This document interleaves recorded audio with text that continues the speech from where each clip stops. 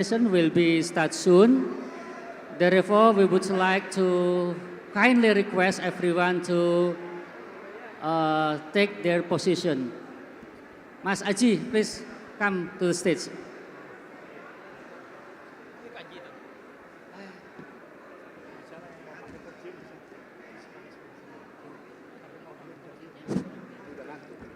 Yeah. Okay, ladies and gentlemen, because the time is already flies and we nearly 9:30, I think we should start now for the first plenary session. Okay. Well, please allow me to moderate this session that we will address the main issue of the conference, redefining the role of religion in addressing human crisis, encountering peace, justice, and human rights issues. As we just see in the performance, we look at the video, the conflict that is now escalating in the Middle East, a Palestinian conflict. And we also see many other conflicts now happening in many parts of the world. Of course, the question is, where is the religion? What do religion can contribute to accelerate peace and maintain justice and harmony? Of course, this is the very important question, although it's not new question, but asking this question means that we, as a religious scholar, really want to make religion more meaningful for human life in this current and conflict situation. Therefore, we happily have four distinguished scholars that coming from different continent, and we hope that they will present unique perspective representing such a geographical diversity. I would like to briefly introduce the speakers tonight. Yeah, the first.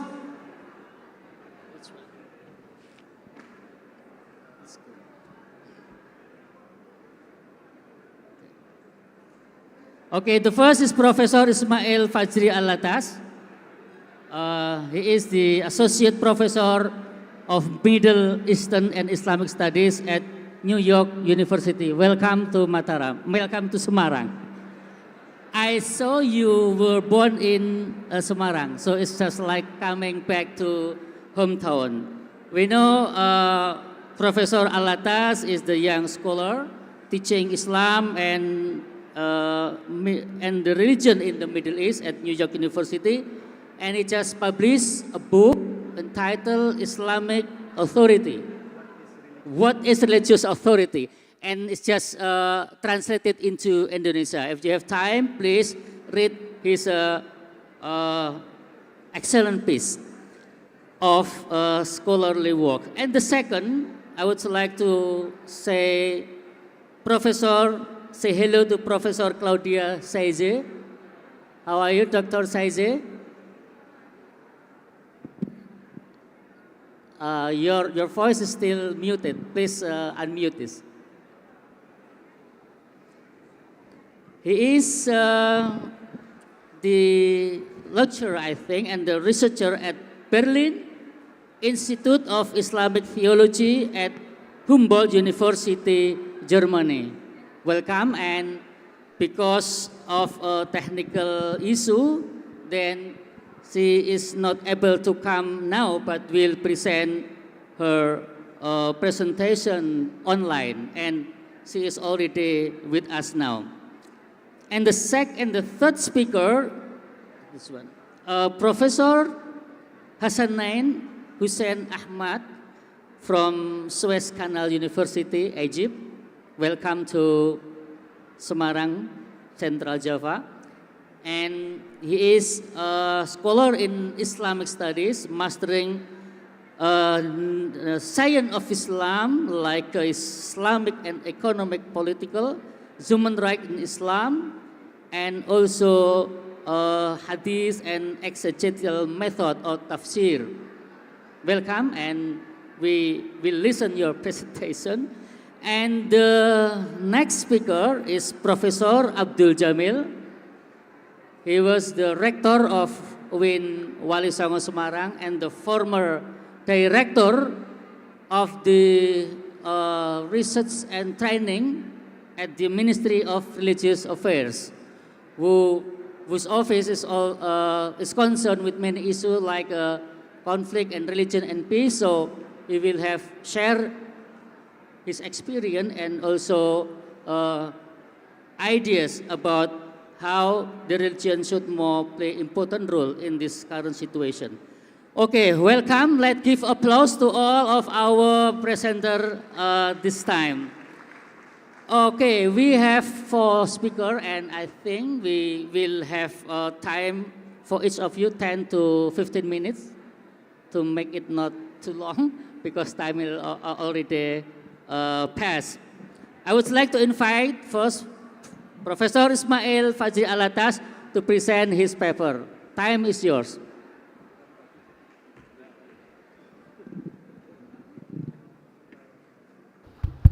Bismillahirrahmanirrahim. Alhamdulillah wassalatu wassalamu ala sayyidina Rasulillah wa ala alihi wa sahbihi wa man wala. Thank you, Dr. Nasser, for the kind introduction. First of all, I would like to thank the organizers for inviting me to address this distinguished forum. The organizer has asked me to speak about the role of religion in addressing human crisis.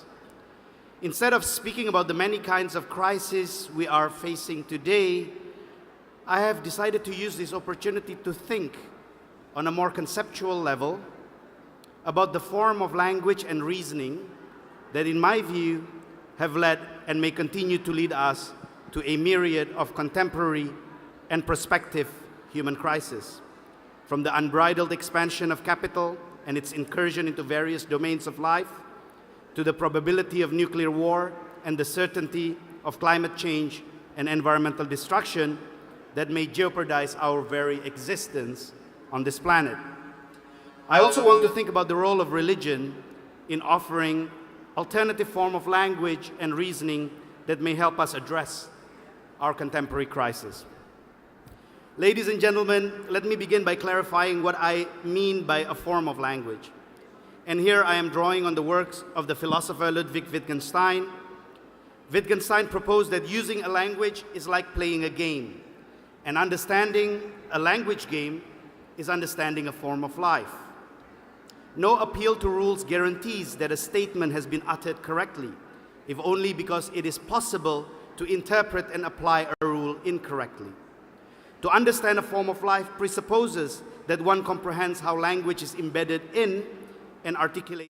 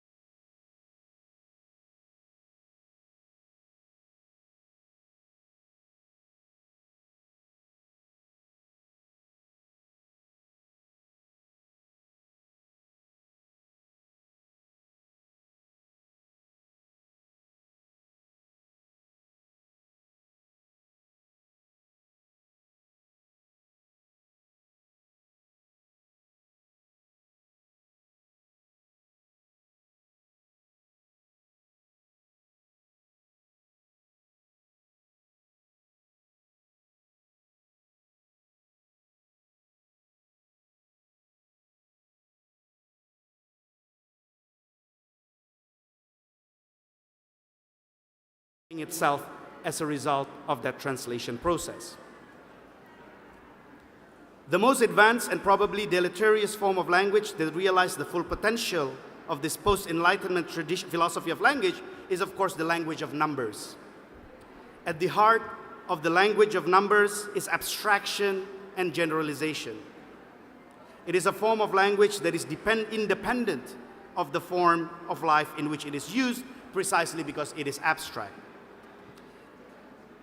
Feels more like a marketplace than a conference. It's very noisy.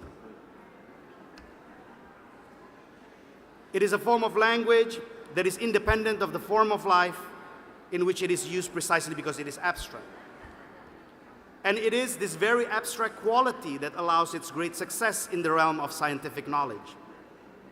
It enables practical collection of disembedded data for the purpose of governance and capitalist expansion. The use of mathematical language, however, goes well beyond the immediate interests of political control and commercial profit.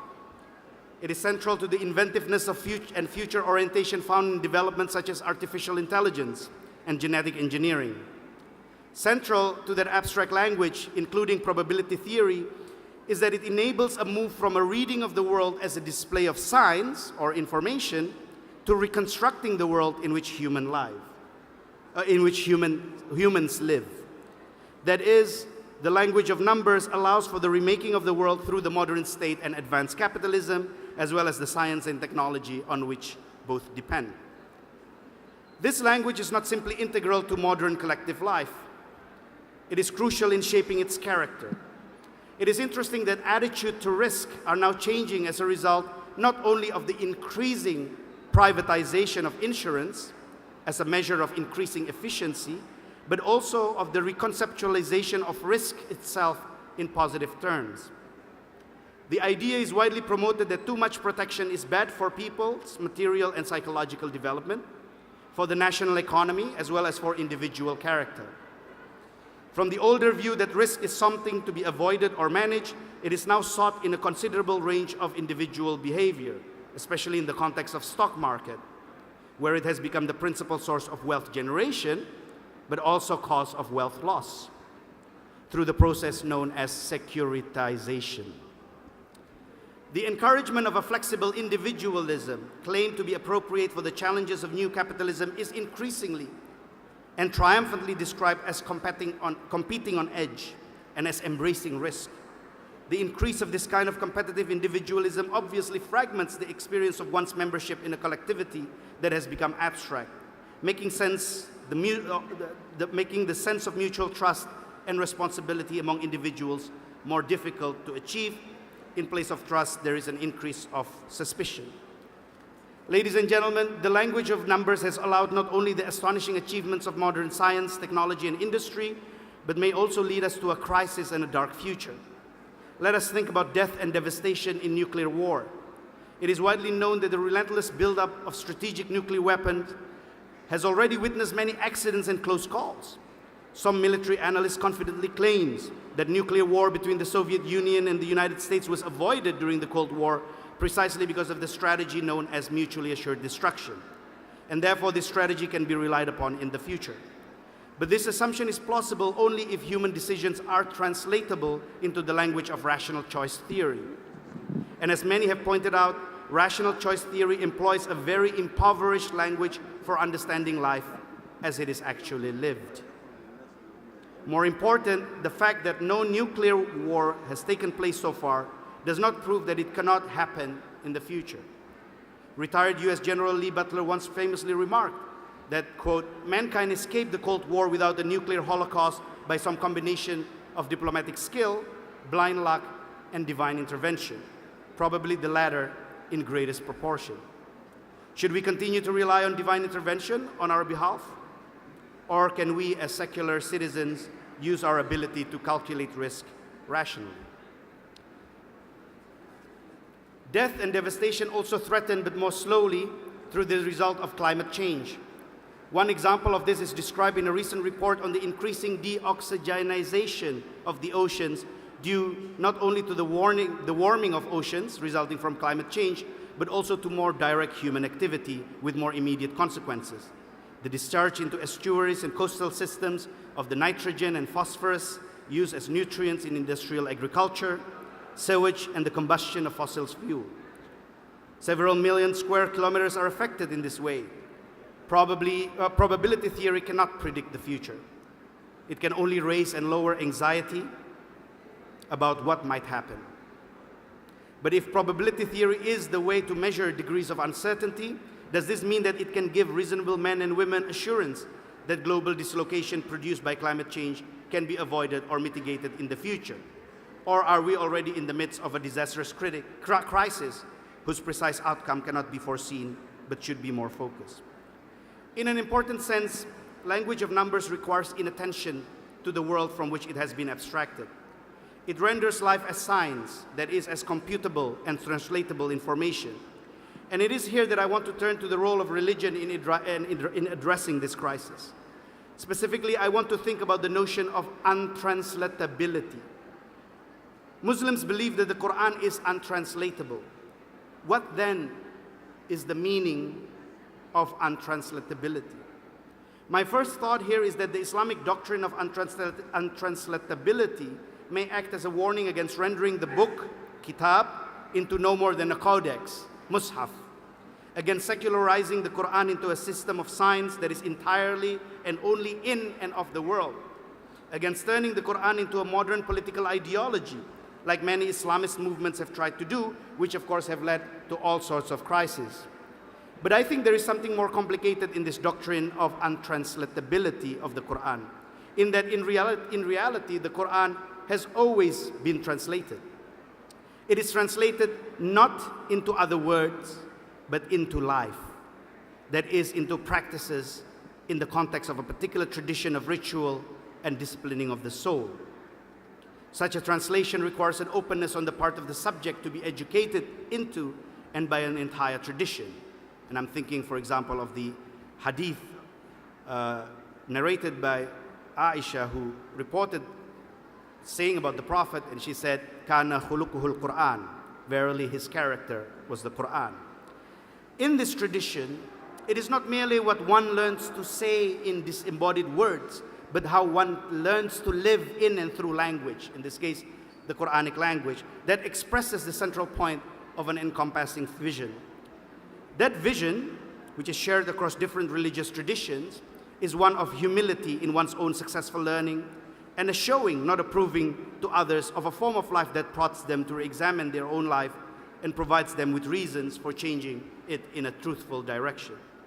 For Stoics, this meant principally living according to nature. For Christians, it meant the imitation of Christ. The process of learning how to live by reference to a transcendental vision through practical knowledge is central not only to Islamic, Christian, and Judaic traditions, but also, in very different ways, to Buddhism, Taoism, and Hinduism. Unlike post-Enlightenment philosophy of language and its views of language translation, the traditional Muslim position suggests something more interesting, a concern or worry that abstracted intellectual meanings of the text will displace its relation to the reading, reciting, religious self and community.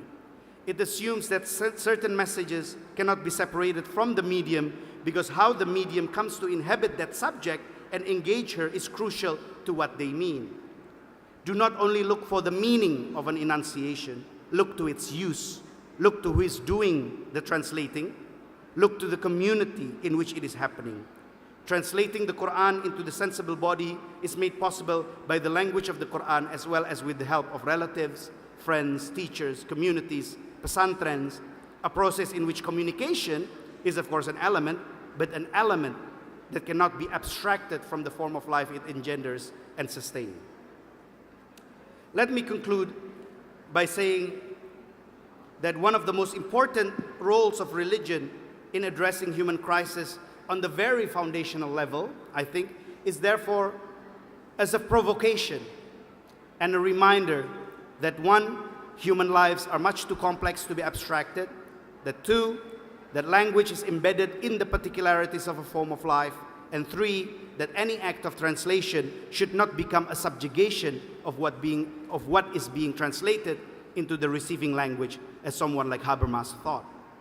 Instead, translation ought to involve a transformation of the receiving language, an opportunity to learn something important that may enrich and modify that receiving language.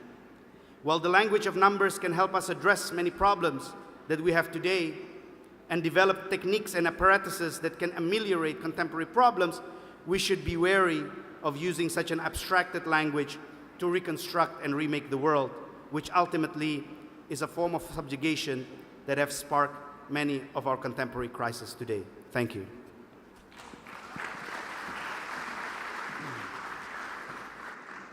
Thank you very much, Dr. Alatas, for your very nice presentation, which is very philosophical, I think, because he addresses the issue starting from the philosophy of language and using Habermas' perspective. I think, criticizing Habermas, he asks us to rethink the meaning of the Quran and other religious message that should be translated into the context in which the message is revealed.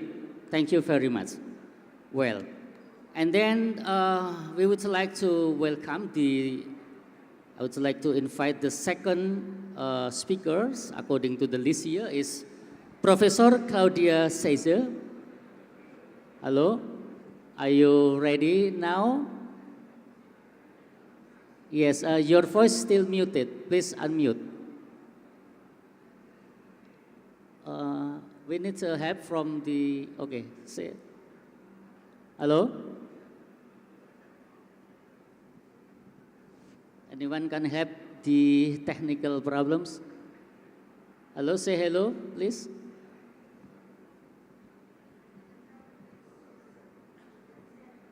Wow, I think we still encounter the technical issue. Hello, say hello, please.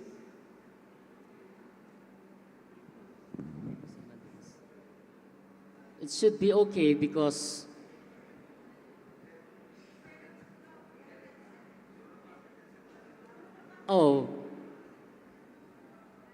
can you open your earphone? I think perhaps that's the problem. Hello? Well, I think we will fix the problem and we will, I'm sorry, to continue for the third speaker. Please help the organizing committee to fix the issue of the audio visual. Okay, well, I would like to invite then the third speaker. I'm sorry for this, Professor Hassanein Ahmad. Please, are you going to speak in Arabic or in English? In Arabic, yeah. Tafadol. Please do.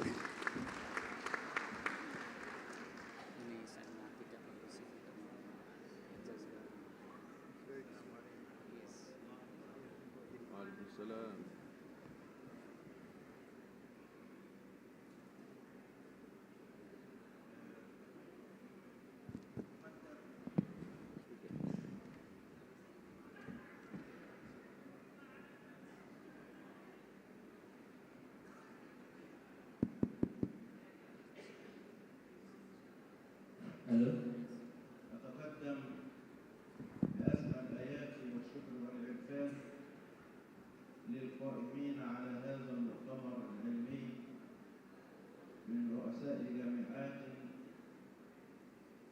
وعملاء كليات، وأشكر الإخوة الحضور على دعواتكم الكريمة لي ولزميلتي الدكتورة فاطمة محمد منصور. لي معكم اليوم أقدم ملخص عن بحثي، وهو بعنوان مصطلحات الحرب والسلام بين التداخل والتكامل من خلال القرآن الكريم والسنة النبوية الشريفة. وقبل أن أبدأ أعتذر من الإخوة الذين يتكلمون، حيث أننا قد أتينا من مصر ليس لنكلم أنفسنا نحن، بل أتينا لكي نتحاور وتسمعونني وأسمعكم. فأستأذن من حضراتكم للذين يريدون التحدث أن ينتهوا من كلمتهم حتى ننتهي من كلمتنا نحن.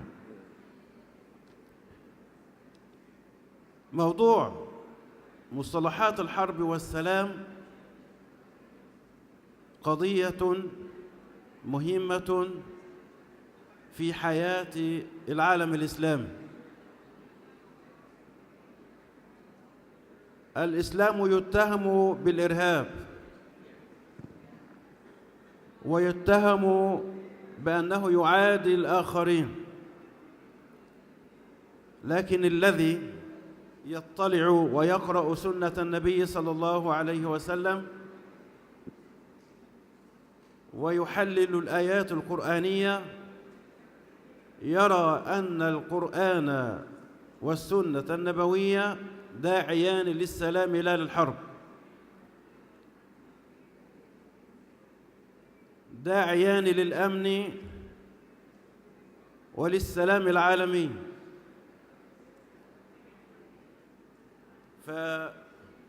فعندما نرى القرآن يتحدث عن تلك القضية نرى أنه يعدد السلام أكثر من الجهاد. مصطلح وكلمة الجهاد أقل من كلمة السلام، وسوف أذكر لكم كم مرة تكررت وكم مرة تكررت كلمة الإسلام حتى نعلم أن الدين الإسلامي دين يدعو إلى السلام والأمن والأمان.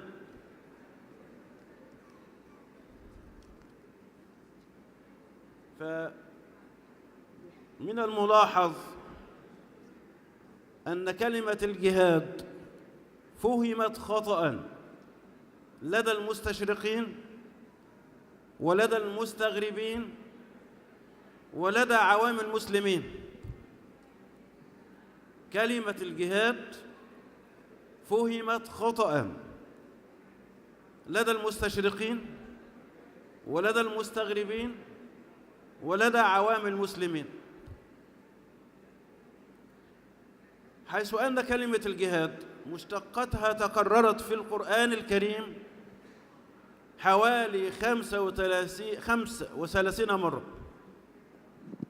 كلمة الجهاد، هل هذه الكلمة يقصد بها الحرب؟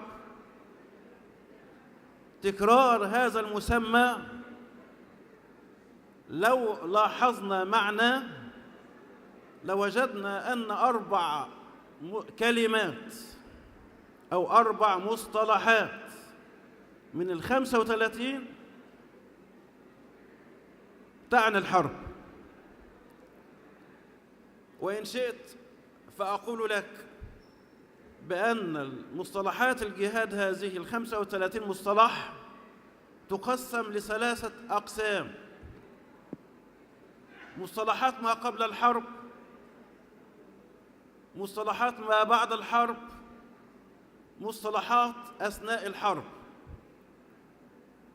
المصطلحات التي في وسط الحرب أو أثناء الحرب 4 مصطلحات ولا تزيد، وبقية مصطلحات الجهاد تستخدم في معاني أخرى غير الحرب. ماذا يعني هذا؟ يعني أن الدين الإسلامي دين سلام. لو أن كل تلك المصطلحات التي ذكرت في القرآن تعني الحرب، إذن القرآن هو دين حرب، لكن ليس كذلك، ليس كذلك. بمعنى أن 4 كلمات في مصطلحات ومشتقات الجهاد تعني الحرب أو أثناء الحرب، وبقية تلك المصطلحات إما قبل أو بعد أو تعني معاني أخرى. هذا يعني أن الدين الإسلامي دين سلام وليس دين حرب. وكلمة الجهاد أحياناً يقصد بها الجهاد في وسائل الإعلام، جهاد في الدراما، الجهاد في دعوة الكلمة. وقد يقصد بالجهاد الجهاد في الحياة اليومية، جهاد الظالمين والمرتشين والمغتصبين والسارقين وغير ذلك. وتعني جهاد المعتدين أيا كان مسلم أو غير مسلم.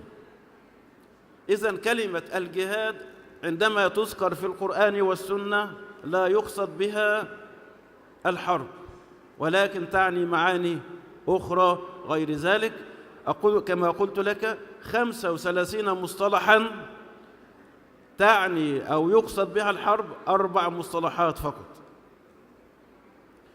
مما يدل على أن الدين الإسلامي دين سلام لا حرب، أن أكثر من 15 مصطلح هو ما قبل الحرب منه السلام.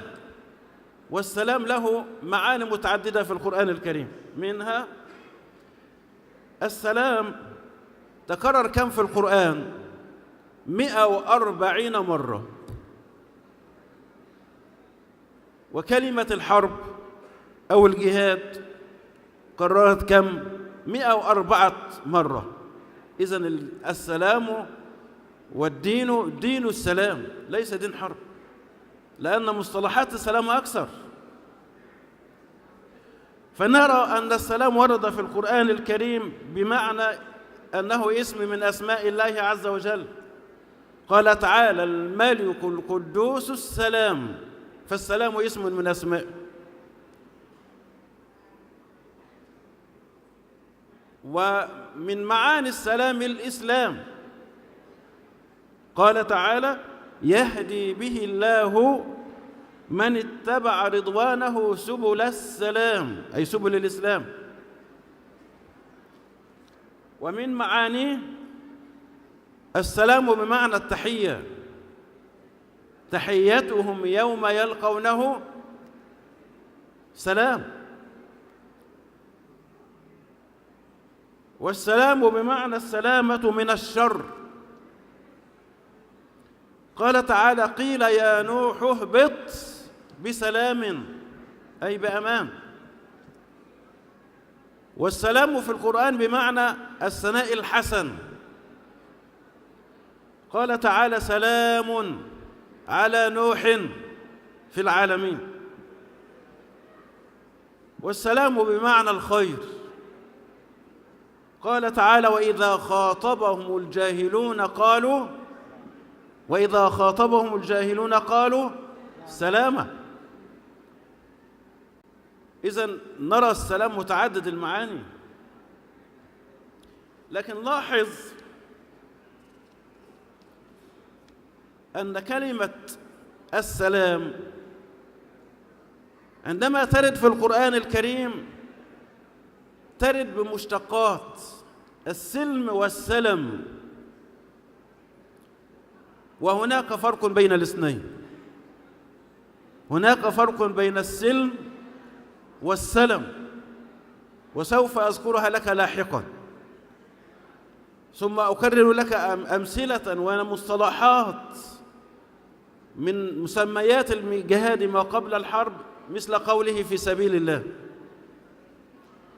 آية الصدقات: إنما الصدقات للفقراء والمساكين والعاملين عليها والمؤلفة قلوبهم وفي الرقاب والغارمين وفي سبيل الله.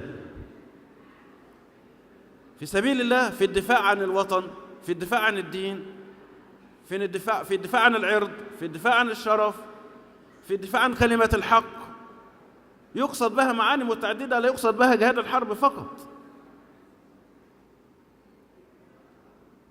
هذه بعض المصطلحات التي ذكرناها من معاني الجهاد قبل الحرب. لدينا مصطلحات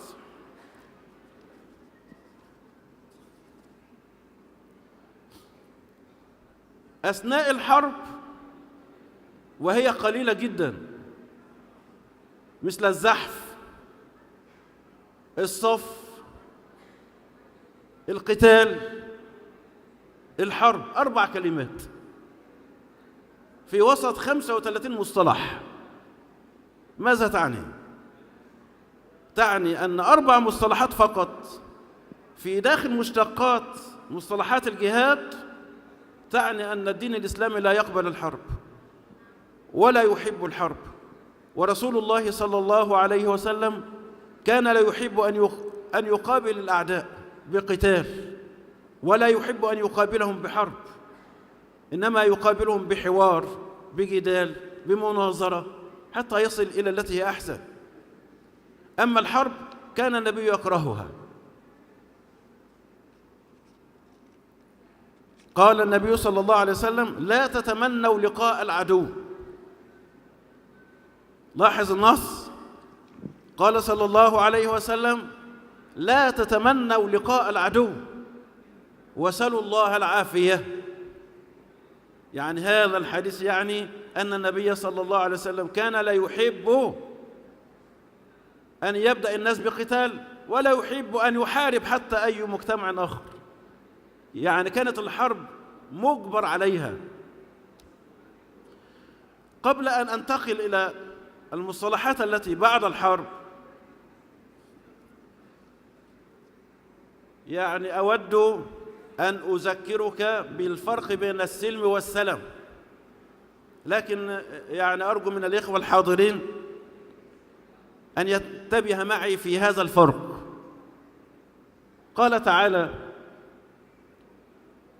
ولا تهنوا ولا تحزنوا وأنتم الأعلون.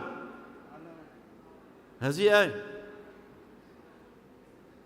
وقال تعالى: ولا تهنوا وتدعوا إلى السلم. لاحظ الآية الأولى فيها نهيين، والآية الثانية فيها نهي واحد. لماذا أتت في الآية الأولى نهيين؟ ولماذا أتى في الآية الثانية نهي واحد؟ كان من مقتضى الحال: ولا تهنوا ولا تحزنوا وأنتم الأعلون، والثانية: ولا تهنوا ولا تدعوا إلى السلم. لكن لم ينهى القرآن عن السلم. لماذا؟ لأن دعوة الإسلام والقرآن السلام، لأن دعوة القرآن السلام، ولأن السلام ليس كله منهي عنه. لاحظ معي: ولأن السلام ليس كله منهي عنه، فهناك سلام عادل يدعو إليه الإسلام، وهناك سلام ذليل مهين يرفضه الإسلام. ولذلك قال: ولا تهنوا وتدعوا إلى السلم. لاحظ أيضا هناك مصطلحات ما بعد الحرب، مثل الغنيمة، الفيء، واعلموا أنما غنمتم من شيء. وهناك مصطلحات أخرى مثل الفتح والاستعمار ما بعد الحرب. وهناك مصطلحات أخرى مثل الجزية والضريبة ما بعد الحرب. وهناك مصطلحات أخرى ما بعد الحرب مثل الأسرى. لكن أريد أن أثبت لك أن النبي صلى الله عليه وسلم وأن دعوته لم تكن إلا للسلام فقط. بماذا؟ أثبت لك أن الدين الإسلامي دين سلام، ويبحث عن السلام العادل، ويبحث عن الأمن العالمي، ولا يحب محاربة الآخرين. تلك الإحصائية التي أذكرها لك الآن من خلال، لو سألتك سؤالا: ما عدد القتلى في معارك النبي صلى الله عليه وسلم؟ كم عدد القتلى في معارك النبي صلى الله عليه وسلم؟ 25 معركة تقريبا، 25 معركة تقريبا. كم عدد القتلى فيها؟ وعدد القتلى ما بين الأعداء وأصحاب النبي صلى الله عليه وسلم كم؟ 1000 قتيل. 25 معركة في حياة النبي، يقتل 1000 فقط من الأعداء ومن أصحاب النبي. 1000 فقط. عندما تسمع هذا الرقم تتصور هل الإسلام دين حرب؟ هل الإسلام دين حرب أم دين سلام؟ الإسلام دين حرب، الدين سلام. 25 معركة فيها 1000 قتيل. تعالى أحلل لك 1000 حتى تتيقن ويطمئن قلبك وتوقن وتذعن وتعترف وتقر وتعلم أن الدين الإسلامي دين سلام. 1000 قتيل منهم 600 من مقاتلي يهود بني قريظة. منهم كم؟ 600 من يهود من؟ يهود بني قريظة. قتلوا قضاء لا قتالا، يعني بحكم محكمة. قتلوا قضاء لا قتالا يعني بحكم محكمة، بمعنى لم يقتلوا في أثناء الحرب. و386 قتل الحرب المباشر، يعني أثناء الحرب في 25 معركة قتل كم واحد؟ 386 واحد فقط. 386 فرد أثناء 25 معركة. منهم 203 قتل المشركين. منهم 203 قتل المشركين. وما تبقى من 386 شهداء من أصحاب النبي صلى الله عليه وسلم. يعني 183 شهيدا مسلمة في 25 معركة، و203 قتلى مشركين، و600 من 1000 قتلوا بحكم محكمة ليست أثناء الحرب. تعال بالمقابل حتى تعلم أن الدين الإسلامي دين سلام. كم قتل في الحرب العالمية الأولى؟ وكم قتل في الحرب العالمية الثانية؟ وكم قتل في حرب الجزائر؟ وكم قتل في معركة العراق؟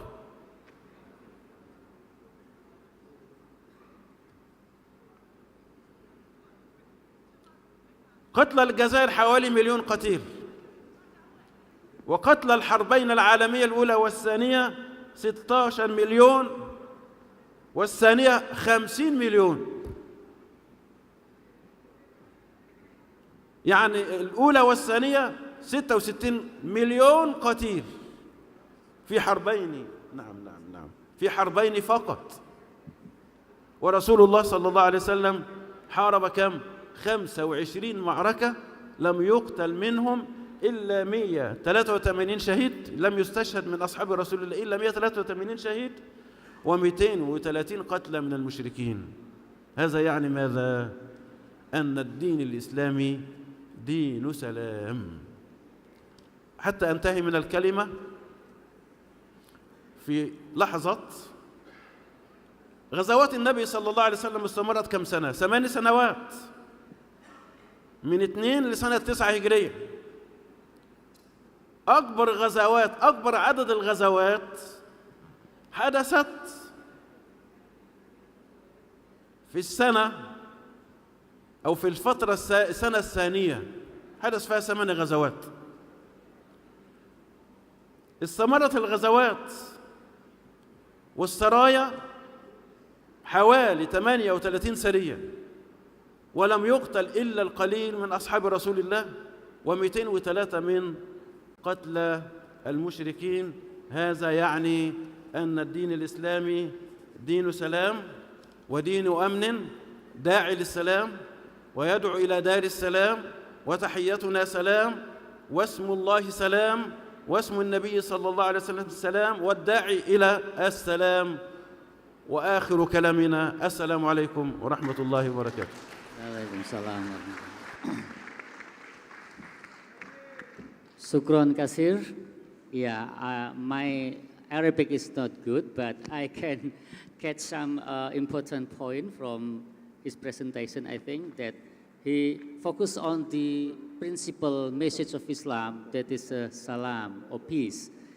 And he highlight the several verses and the prophetic tradition in dealing with the salam, and then look at how this concept was implemented by the Prophet Muhammad and his companion in the early time. So his analytical is more focused on the historical and early Islam, and to show that the salam, peace, is really the central message in Islam. Thank you very much. Now I would like to go back to, I hope the technical problem has already been fixed. Let's see. Professor Aicis, hello? Assalamualaikum. Yeah, good. Yes, we can hear your voice now. Please, 10 minutes for your presentation. Time is yours. Thank you very much. The title of my talk today is Being Inspired by Islam in Indonesia. Assalamualaikum warahmatullahi wabarakatuh. First of all, I would like to thank the organizers, the Ministry of Religious Affairs and the State Islamic University, Wali Songon Semarang, for this invitation and the opportunity to share some of my thoughts and research findings at this important conference today. So I will talk about being inspired by Islam in Indonesia, researching Silaturahmi, Barokah, and the Wali Songo. And following, I will introduce some main thoughts and research findings of the last few years that will illustrate how I approach the study of Islam in Indonesia. First of all, Silaturahmi. So I focused especially on local and localized Muslim concepts like Silaturahmi and Barokah, and how a deep analysis of these concepts can help us to better understand social religious dynamics, movements, and change in contemporary Indonesia. Especially the localized concept of Silaturahmi, which you are all very familiar with, has a huge potential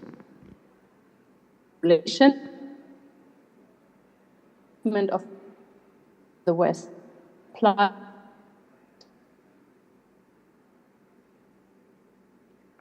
To my knowledge,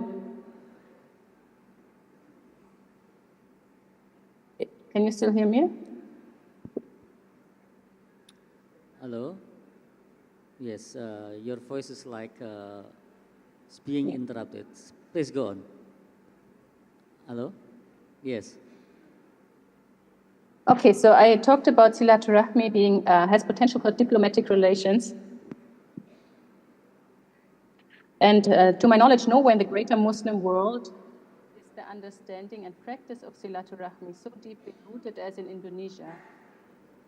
And although you might be not aware because you live in this reality your whole life, it is truly something special that we Muslims in the West need to study and inculcate in our everyday life in order to establish and build our community.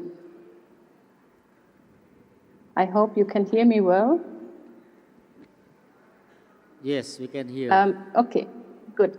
So combining two different methodological approaches, those of new area studies and those of the integration of knowledge, I have argued for including the localized Islamic concept of Silaturahmi as an essential concept in the framing of diplomacy as part of the Idealist School of International Relations.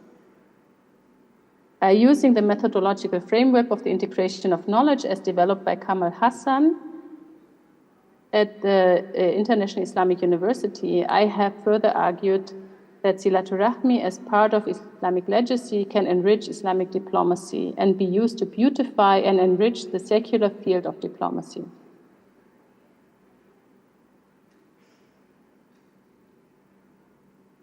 Looking beyond diplomacy, the localized Islamic concept of Silaturahmi as a social practice and reality of the people of Indonesia provides a concept that can enrich our modern human sciences in a positive, thought-provoking, and substantial way. Furthermore, since the common global perception of Indonesia is one of being located in the Islamic periphery, exporting a localized Islamic concept has the potential to position the country as a player that contributes to global Islamic discourses.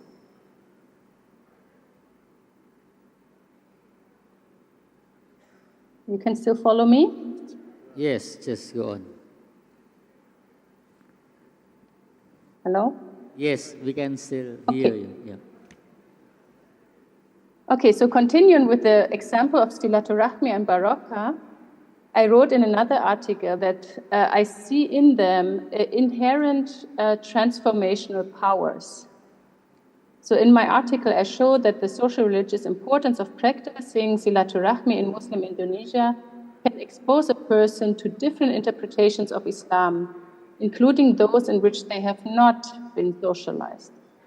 The transformational power attached to Silatul Rahmi allows us to obtain a deeper understanding of dynamics in Muslim Indonesia. In fact, the concept of Silatul Rahmi plays a vital role in the changing dynamics in Muslim Indonesia. Keeping this eminent role in mind, I propose to include Silatul Rahmi in the analytical framework of future research about Islam in Indonesia. Because looking through the lens of Silatul Rahmi can help us to understand why certain phenomena exist and how the Islamic landscape in Indonesia is constantly changing. Analyzing Silatul Rahmi practices in Muslim communities, groups, or individuals can help us to understand shifts or changes in Islamic interpretation and practices as well as Islamic movements. Similar is the case with Baraka, divine blessing power. Baraka as well has a transformational power attached to it. Through seeking Baraka, one can become more easily exposed to different Islamic interpretations and practices. In addition, Baraka and its transformational power contributes to political and social religious change. So this was what I had to say about Silatul Rahmi and Baraka, and I would like to come to the Wali Songo, which is my most recent research project, which I have just finished, and inshallah, a book will come out about the Wali Songo. And there also I combine new area studies with Islamic theology, which has not been attempted before. And I have the opinion that both perspectives combined have promising potential, because both assume an emic perspective, an insider perspective, to analyze and describe the research findings. So this is a 9-chapter book, and I can only give you a very short introduction to some of the topics I discussed there. And two of the topics I will just mention shortly is, because we talk about Silatul Rahmi, is Silatul Ruh. So what is Silatul Ruh? So I came to understand this when I had to do research during the COVID pandemic, COVID-19, and all borders were closed and I could not travel to do qualitative research. So basically I developed Silatul Ruh as a methodological tool during my research project. Silatul Ruh is a method to connect to one's research field and people on a spiritual level. In my case, for example, including sending Al-Fatiha as a spiritual gift to the Wali Songo in order to connect my being to them, announce my intended visit, and prepare myself for it. On a macro level, Silatul Ruh can be read and practiced as connecting not only one's intellect with the research field, but also one's soul or heart in order to express oneself more deeply in the field. This is Silatul Ruh, and the second is creativity. So another tool I suggest is to add to the methodological framework of qualitative research in new area studies is engaging in some creativity activity while in the research field. So in my case, this was writing poetry. And I argue that it has the potential to obtain a more profound understanding of the research field. My inspiration for this approach can be found in the writings of different Muslim scholars who argued that composing pieces of poetry or entering the world of archetypes can be used to convey religious and moral teachings. I reasoned that connecting to my research field through poetry or any other creative activity that activates the spiritual heart, has the potential to uncover information about the research field that are otherwise obscured. And I would like to just mention shortly one example of the teachings of the Wali Songo that we can also use in Germany or in other Western countries, and which we can call recycling the container, but changing the content. Excuse me. So there are several strategies that the Wali Songo use, and I think you're more aware and have more knowledge of them than me. But one of the Da'wah strategies used by the Wali Songo is described as recycling the container, but changing the content. And this we can also use in the West. This strategy can also be compared to the allegory given by Dr. Omar Farouk Abdullah, where he describes the religion of Islam as a stream of crystal clear water that runs over different riverbeds. The different riverbeds symbolize different cultures and traditions. The water reflects the color of the riverbed because it does not have a color of its own. Therefore, the way the religion of Islam is ultimately practiced depends on the place where it will root itself.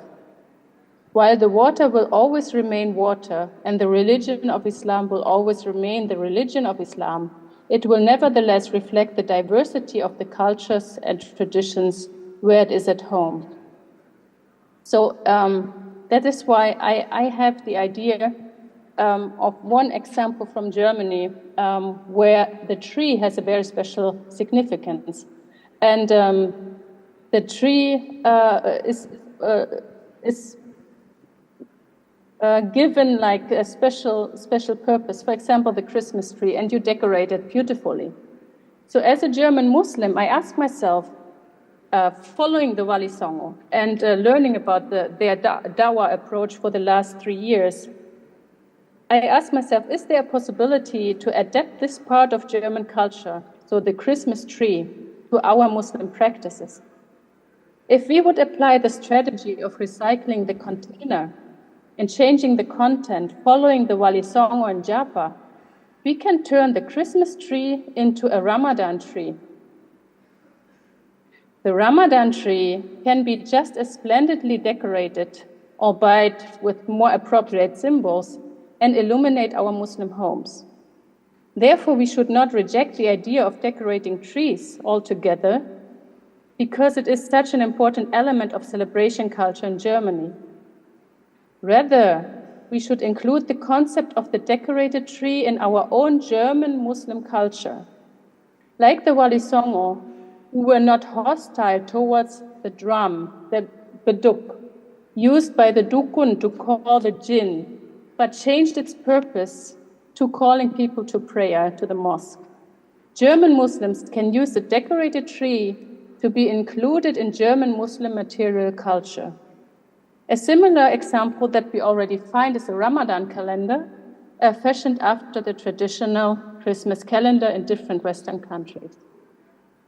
So concluding, the legacy, teachings and spirit of the Wali Songo and Islam in Indonesia in general is most worthy to be studied, and studied beyond the region of Nusantara. It is part of Muslim world history and beautifully illustrates the interconnectedness of the Muslim world in the past and the present. We need more voices to make known the Muslim legacy of the so-called Muslim peripheries. It is especially from these places that we can take inspiration for the Muslim and non-Muslim communities in the political and cultural West, whichever geographical direction this West is located. So please allow me to end my presentation with a poem about Indonesia, because in the beginning also some people recited a pantun. So please allow me to recite a poem that I wrote for Indonesia. The Mother of the South. In the Mother of the South, you planted secrets. Hidden deep in her womb, concealed in her long black hair, close under her skin, valuable, noble, courageous. In the mother of the South, you planted secrets. Invaders tried to air them, to seize, destroy, to use them up. But you protected her, the mother, and your secrets, valuable, noble, courageous. In the mother of the South, you planted secrets. You sent your friends to cover them, the mother and your secrets. Your friends invited people to your path. Do so until today, valuable, noble, courageous. You put secrets in their hearts, where they were preserved, passed on only to true hearts, from heart to heart, when time was right.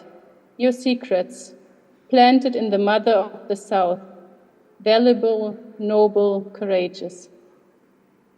Thank you very much for your attention, and wassalamu alaikum warahmatullahi wabarakatuh. Waalaikumsalam warahmatullahi wabarakatuh. Thank you very much, Dr. Saizer. As the additional information to you that Dr. Saizer wrote a dissertation about Islam in Indonesia entitled Religious Scape in Muslim Indonesia, Personalities, Institutions, and Practices.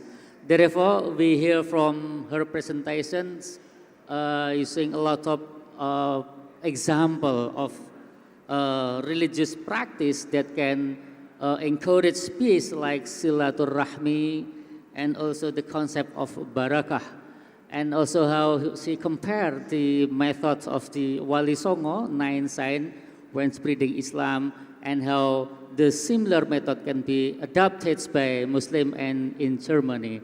Well, this is very nice presentation. Thank you, Dr. Saizer.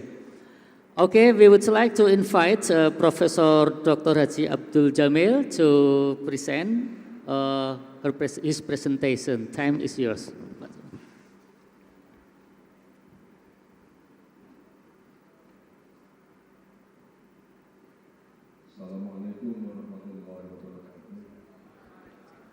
Thank you very much, Mr. Chairman.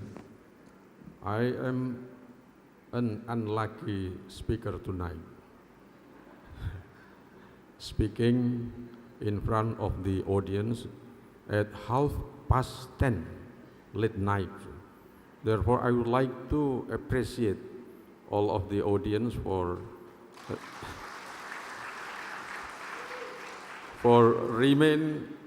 stay and keep sitting on your chairs. Thank you very much.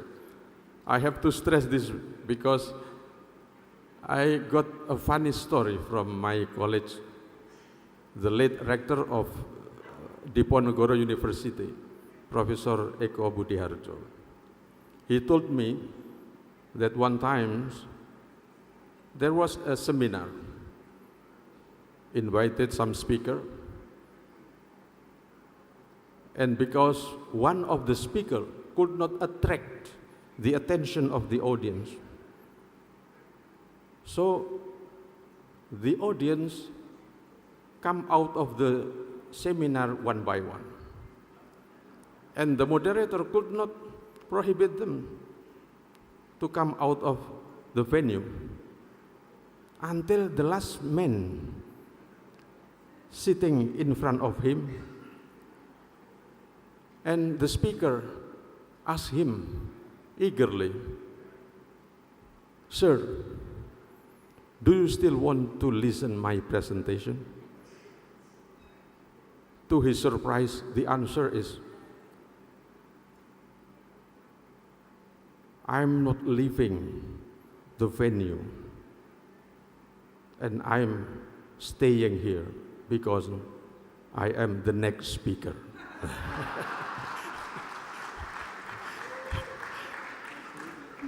So I would like to ask you, all of you, do you still want to listen my presentation? Or you want to leave the venue one by one?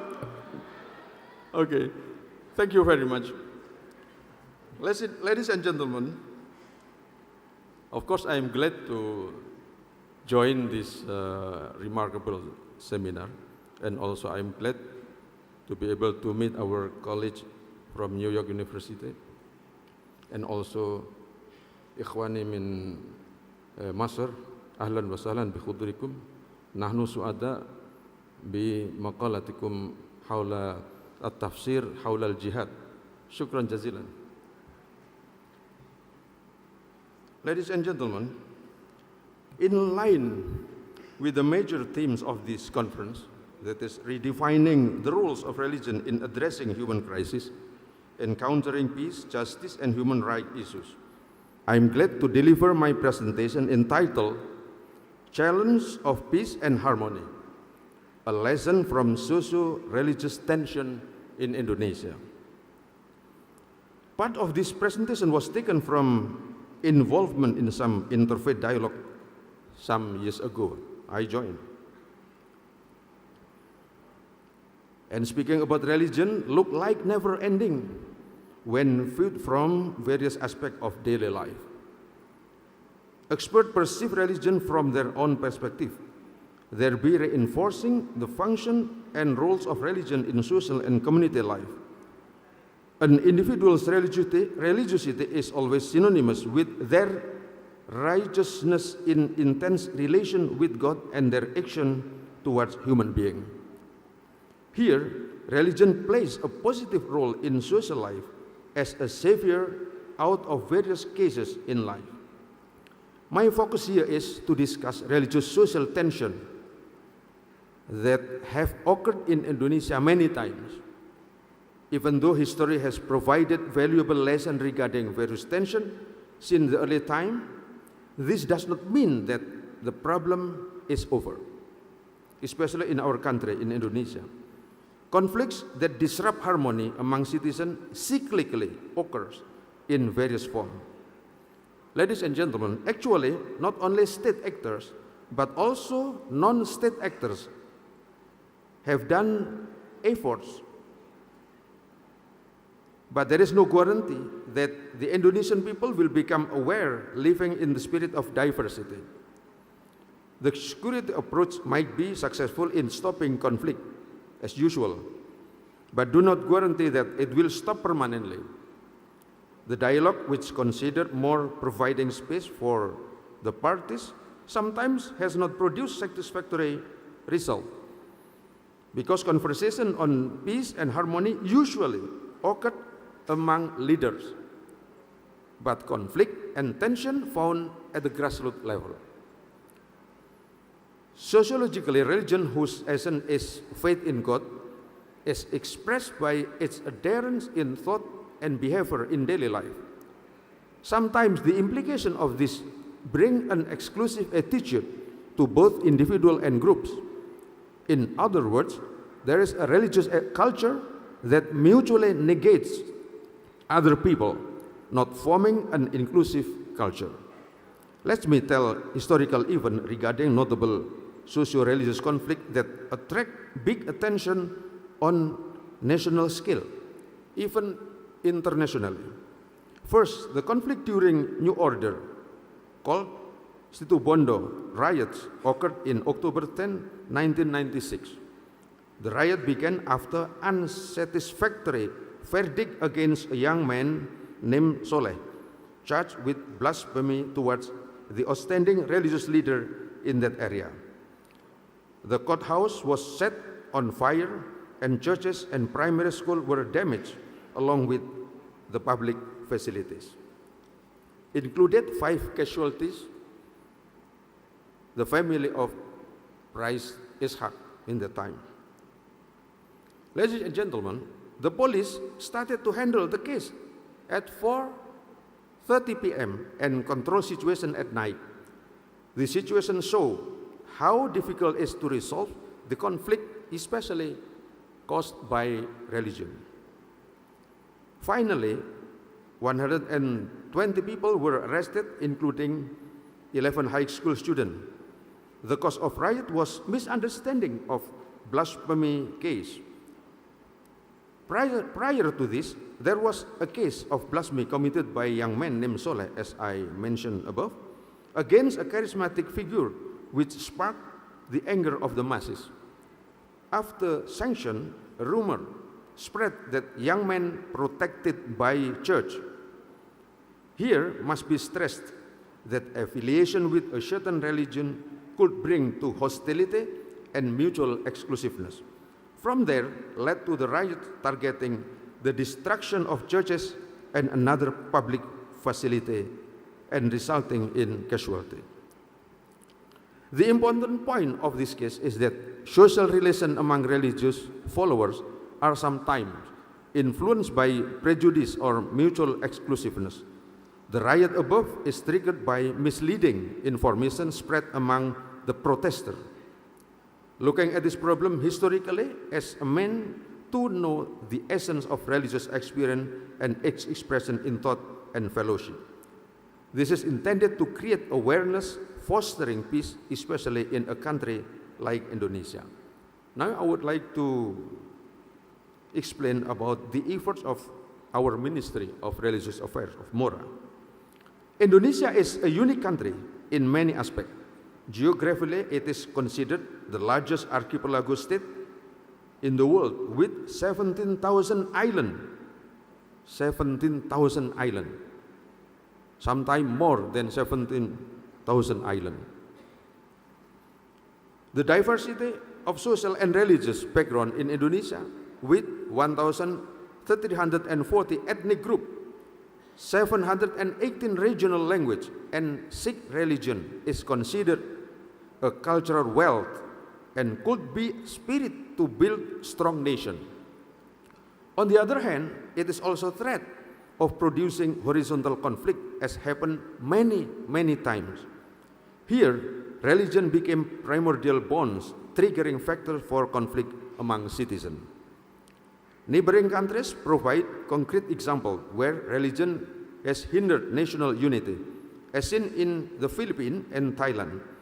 The Philippine government, particularly in Mindanao region, has been involved in armed conflict for 54 years.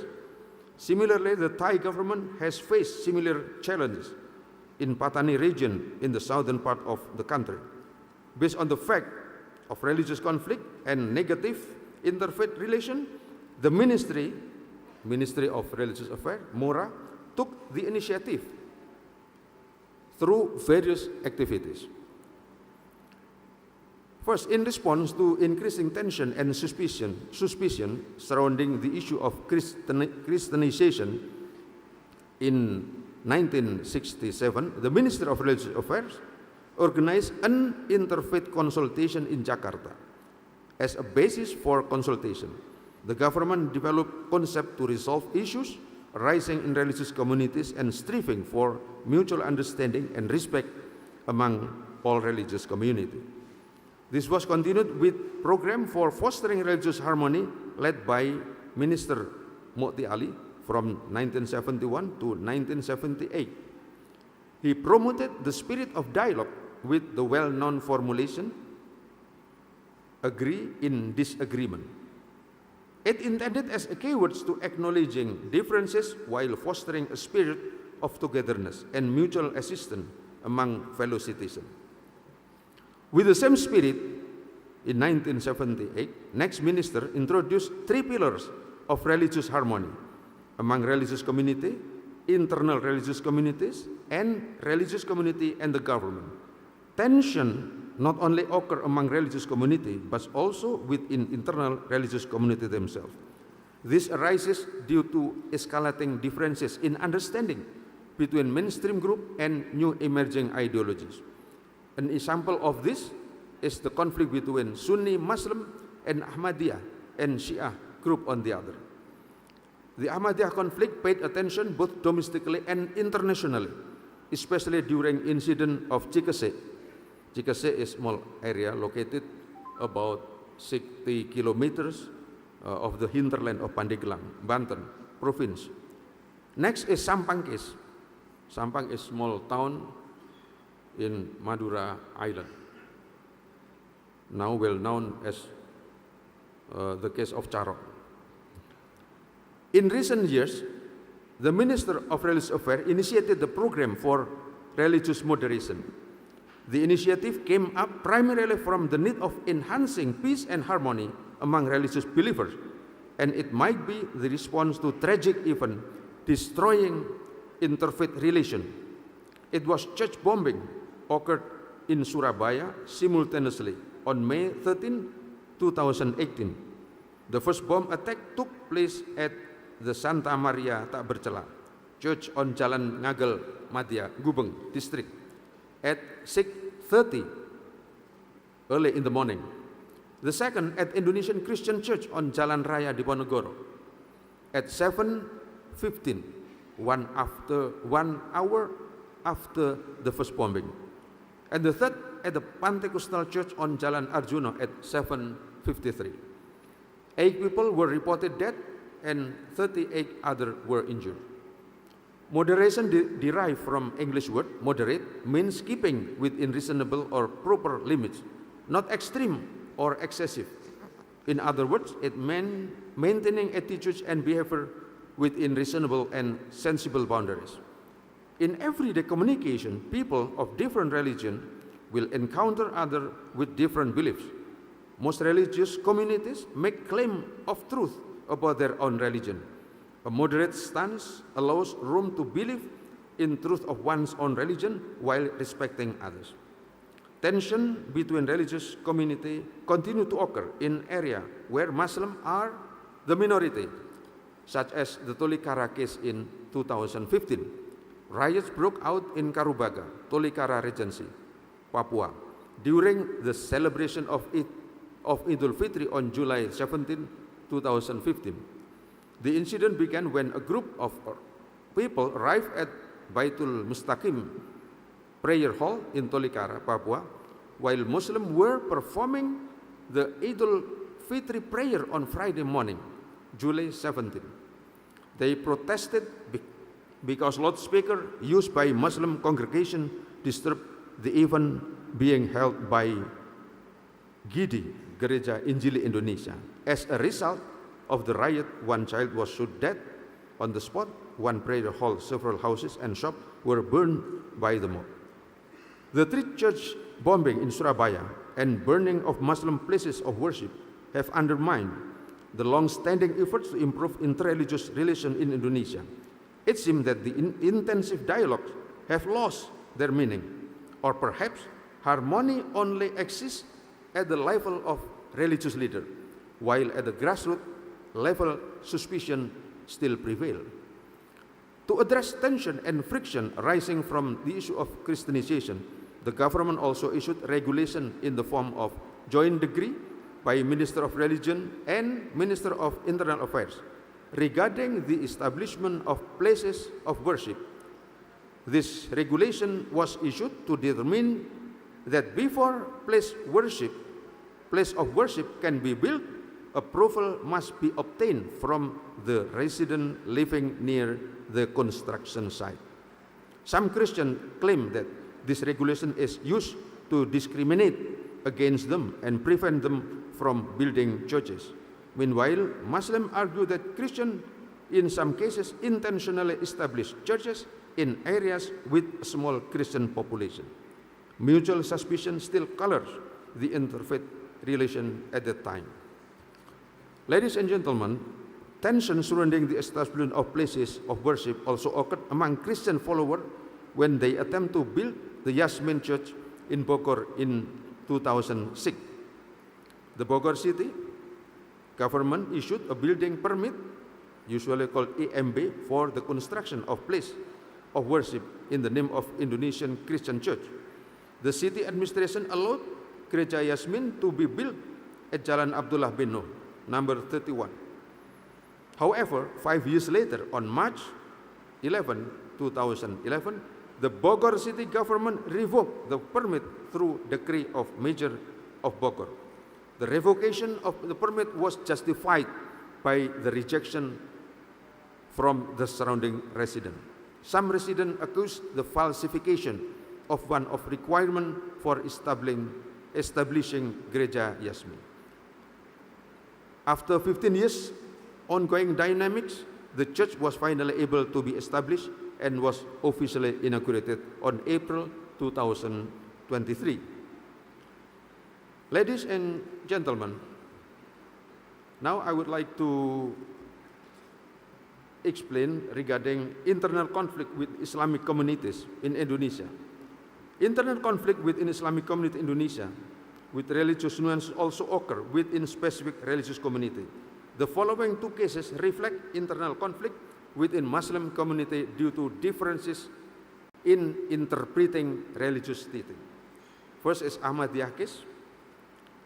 It's quite long, so I have to move to Shia case. And second is Shia case. Ahmadiyya case happened in Cikesik. It is located in the regency of Pandeglang, and Shia case is located in the regency of Sampang, Madura. One people reported death in Shia case, and 6 people reported death in the conflict of Cikesik. And finally, I know, yeah. Thank you, Mr. Moderator. Lesson for the future. The digital era marked by easy access to information has its own consequences for religious life in diverse country like Indonesia. Incident that occurs in one region quickly spread to other areas with various narratives, often accompanied by deliberate action from irresponsible parties to disrupt interreligious relations. Sociologically, religion, which is essentially human belief in the absolute reality, referred to as God, tends to manifest itself in tangible form through thought and action. A Muslim or Christian, for example, will inevitably have perspective and thought that are influenced by their respective religion. In Islam, there is concept of ummah, which bind individuals together in the spirit of unity with strong bond of solidarity. Prophet Muhammad said, Al-Muslimu lil-Muslimi kal-bunyani yashuddu ba'dum ba'dah. And there is also saying among Christian, the Christian expression, unus Christianus, nullus Christianus. One Christian is not a Christian. This is highlight the importance of community or ecclesia. And the religion also emphasizes the solidarity among the followers. Ladies and gentlemen, although there's many currently be no conflict maybe, all parties must remain vigilant and learn from the history of past incidents, where cases like this occurred cyclically in different formats. The story of Ahmadiyya and Shia in Indonesia seem never ending, even though the nation has entered the form era with an open democratic spirit and respect for human rights.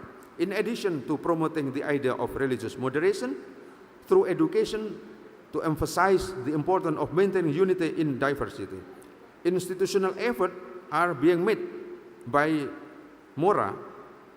It is called Forum Komunikasi Umat Beragama, the forum for communication among religious leaders. And specifically in our campus, to promote more mutual understanding among religious followers, we now establish what we call Wali Songo Mediation Center. And it's involved in training on conflict resolution participated by representatives of religion in national scale. It is hoped this training could disseminate technical way of how to resolve conflict among religious followers. Thank you very much. Assalamualaikum warahmatullahi wabarakatuh. Waalaikumsalam warahmatullahi wabarakatuh. Thank you very much, Professor Abdul Jamil, for your presentation. Honorable speakers and audience, now time is like 11 p.m. and we like late 1 hour from the actual schedule. So that's why I'm not going to prolong this session, and unfortunately I regret that we not open question and answer. But we hope that this first session will, illuminate the great theme of the redefining religion in addressing human crisis. As we have listened from the presentation by Professor Alatas and also Professor Ahmad, who both focus on the conceptual, on the substantial concept in Islam, like in the revelation, prophet tradition, and the concept of jihad, to reinterpret them so that the meaning will be relevant and contextual and not be used to provoke conflict or tension. And from the presentation given by Dr. Saizer and Professor Abdul Jamil, we know that the effort to redefine the role of religion in addressing human crisis is not only from the theoretical perspective, but also I think from the empirical practices. We know that in everyday life, people actually live peacefully, and they can maintain harmony in plural society and country like Indonesia. That must be one of the crucial elements in defining the role of religion in addressing human crisis. Thank you very much for your attention, and let applause to all speakers tonight. And see you tomorrow morning on the parallel session and also on the other discussion. Thank you very much. Assalamualaikum warahmatullahi wabarakatuh.